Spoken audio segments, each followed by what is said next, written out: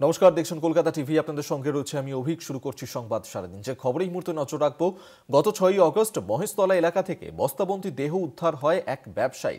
পরিবারের তরফ থেকে অভিযোগ, মৃতের বন্ধুরা তাকে খুন করেছে। অভিযোগের ভিত্তিতে তদন্ত শুরু করে রবীন্দ্রনগর থানার পুলিশ। আর বুধবার মূল অভিযুক্তকে অবশেষে গ্রেফতার করল পুলিশ। ঘটনায় মোট 6 জনকে গ্রেফতার করা হয়েছে।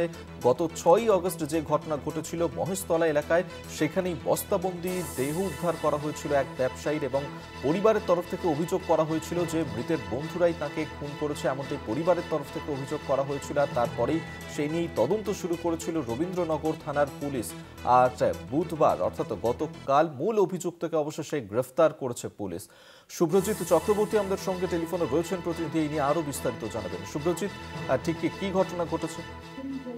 হ্যাঁ দেখো, তোমায় জানিয়ে রাখবো, গত 6ই আগস্ট রবীন্দ্রনগর থানা এলাকার মহেশতলা পুরসভার 5 নম্বর ওয়ার্ডের পাঁচুর গাজীপাড়ায় এক ব্যবসায়ীর বস্তাবন্দি দেহ উদ্ধার হয়। জানা যায় সেই ব্যবসায়ীর নাম শেখ তাজউদ্দিন। তার বাড়ি কিন্তু কলকাতা কর্পোরেশনের 139 নম্বর ওয়ার্ড রাজাবাগান থানা এলাকায়।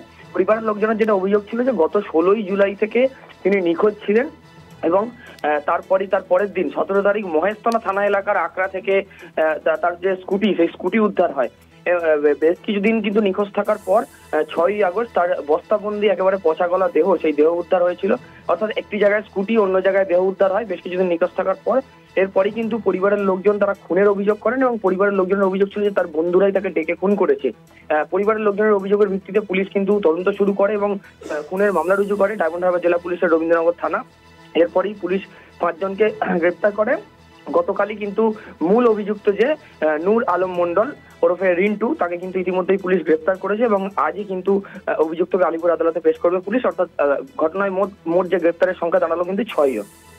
ধন্যবাদ শুভ্রজিৎ তোমায়। শুভ্রজিৎ চক্রবর্তী টেলিফোনে ছিলেন প্রতিনিধি।